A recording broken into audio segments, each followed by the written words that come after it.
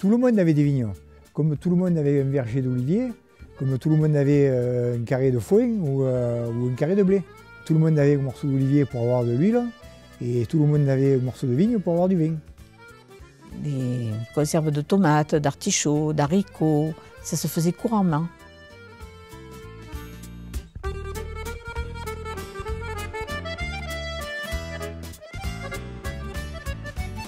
Chez le grand-père Félix, il est là assis devant son oustau avec son petit-fils. Moi je me souviens d'une quantité incroyable de papillons, de leurs couleurs, qu'aujourd'hui c'est presque inimaginable.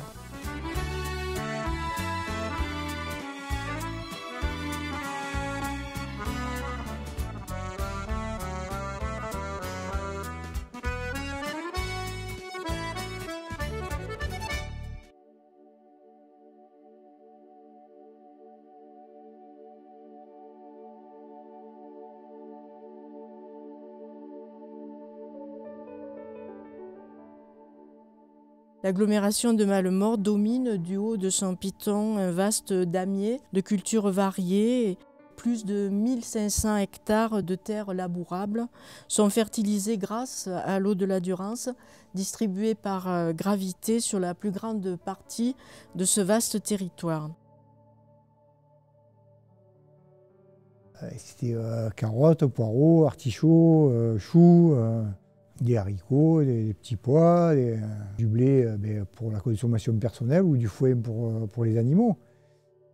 Sinon, c'était que du maraîchage.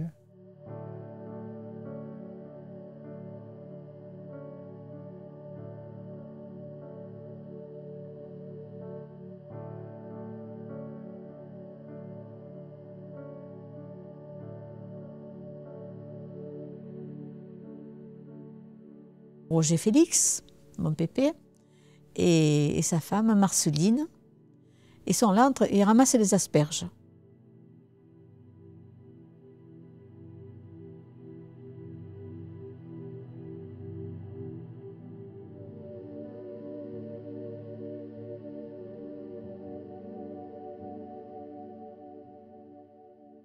Voilà, les enfants qui sont là, avec les jeunes, ils sarclent.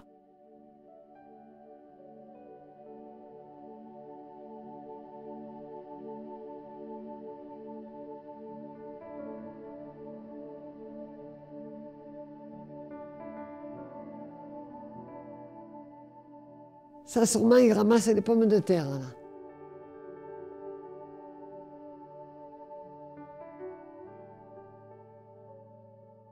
Là, c'est un chargement de foin. C'est des chevaux qui sont attelés en paire avec un épandeur d'engrais.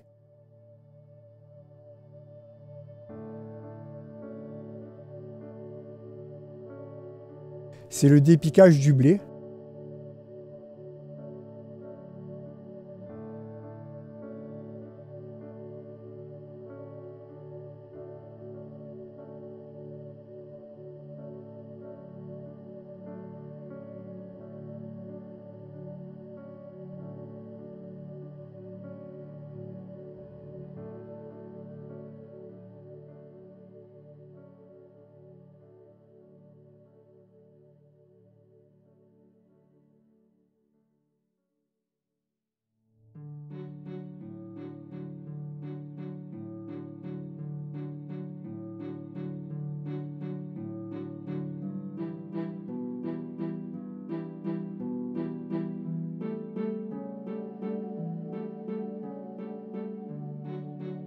Ah, ben il passe là, dans l'arrêt des melons, un peu plus loin.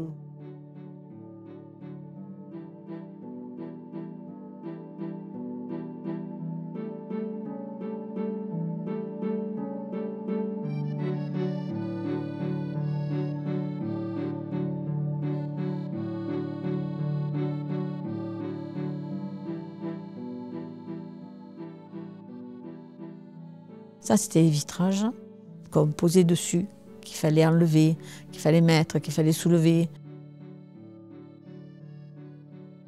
C'est quand M. Fournillet préparait les plants de melon dans la couche.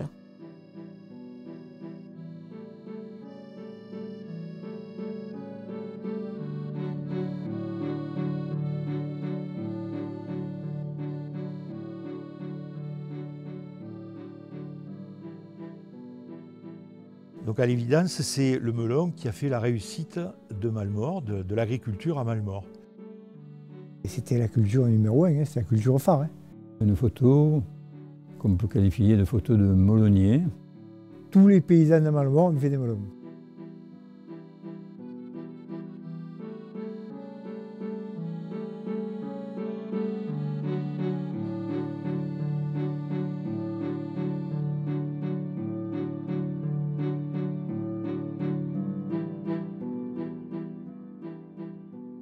Par exemple, les paysans qui attachaient leurs chevaux à la grille de l'école, ça, c'est resté dans la mémoire des jeunes.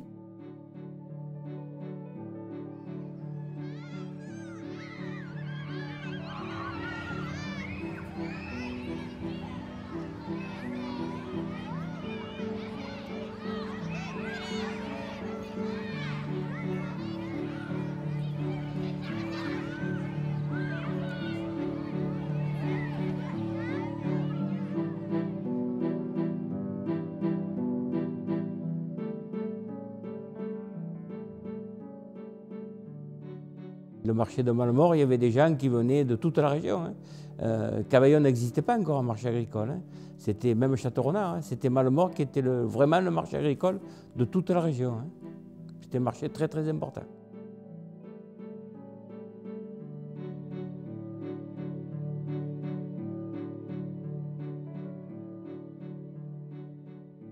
Les camions, ils étaient à côté, ils étaient pleins, mais ils ne mettaient qu'une caisse dans le marché pour faire voir la marchandise qu'ils avaient à vendre. Pour peser les corbeilles et tout ça, c'est une bascule à roulettes, une grosse bascule qui était avec un grand cadran au bout, qu'il a déplacé comme ça et il se mettait devant les gens, quoi.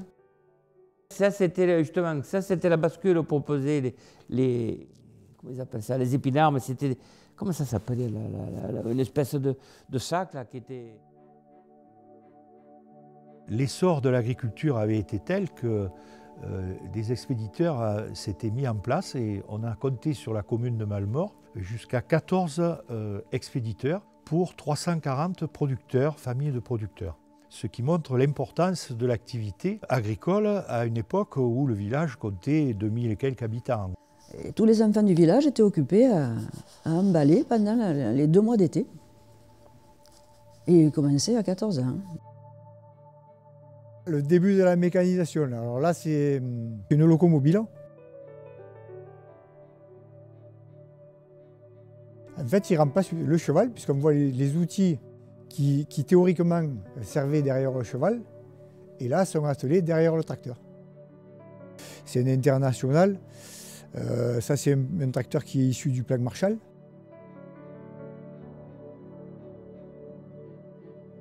C'est un Vierzon. Tracteur fabriqué en France. C'est un tracteur à boule chaude.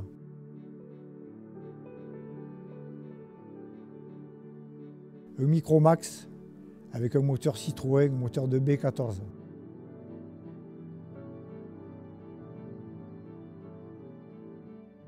Tracteur Renault de la région Renault.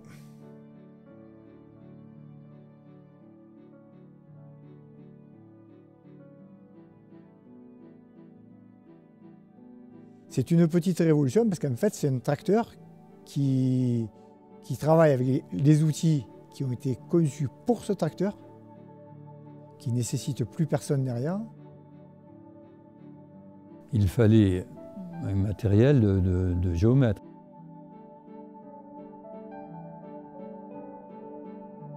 Un scraper.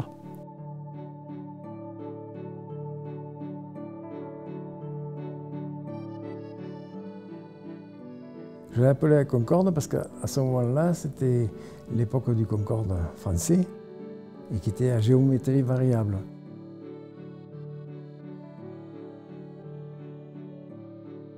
Il montait le motoculteur en haut et faire un gros tricycle.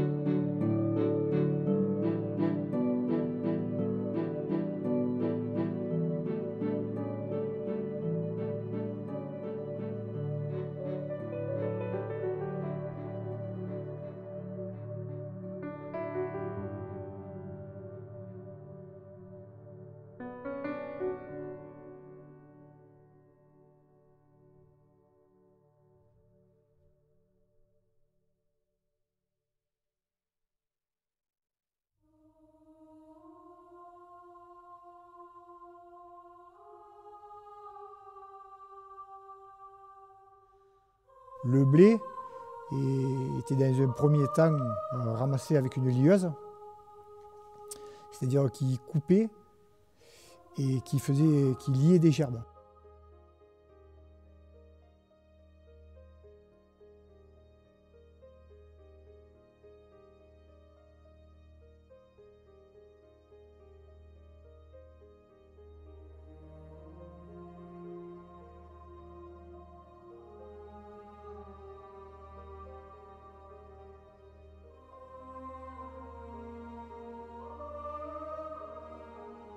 On enfilade toute la batteuse, le grain et la paille qui sont séparés, et puis un peu plus loin, on a ce qu'on appelle la presse, où la paille arrive et donc est pressée pour faire des balles.